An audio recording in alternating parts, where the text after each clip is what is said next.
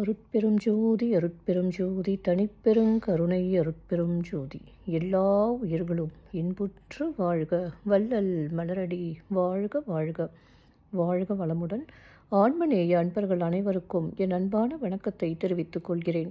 இன்று நாம் அறத்துப்பாலில் 2வது அதிகாரமான வான் சிறப்பு என்ற அதிகாரத்தில் உள்ள 9வது குறளுக்கு சன்மார்க்க விளக்கம் காண்போம். குறள் எண் 19. தானம் தவம் இரண்டும் தங்கா வியனுலகம் வானம் வழங்காது எனின்.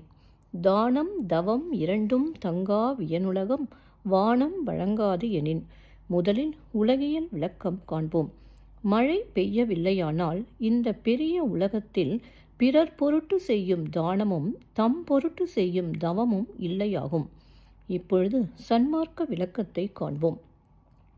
விந்தையான இந்த உலகில் மழை பெய்யாமல் பொய்த்து போனாலும் நம்முள்ளே நம் புருவ மத்தியின் உள் நடுவில் உள்ள இடத்தில் வீற்றிருக்கும் அந்த இறைவனை நம் பற்றுக்களையெல்லாம் நீக்கி ஜோதி ஒளியாக வழிபாடு செய்தோமானால் பொன்னுடலை பெறலாம். மீண்டும் ஒரு முறை கூறுகிறேன். விந்தையான இந்த உலகில் மழை பெய்யாமல் பொய்த்து போனாலும் நம்முள்ளே நம் புருவ மத்தியின் உள் நடுவில் உள்ள இடத்தில் வீற்றிருக்கும் அந்த இறைவனை நம் பற்றுக்களையெல்லாம் நீக்கி ஜோதி ஒளியாக வழிபாடு செய்தோமானால் பொன்னுடலை பெறலாம். நன்றி அன்பர்களே. மீண்டும் அடுத்த பதிவில் உங்களை சந்திக்கும் வரை உங்களிடம் இருந்து விடைபெறுவது திருமதி பாரதி சேகர். வாழ்க வளமுடன்.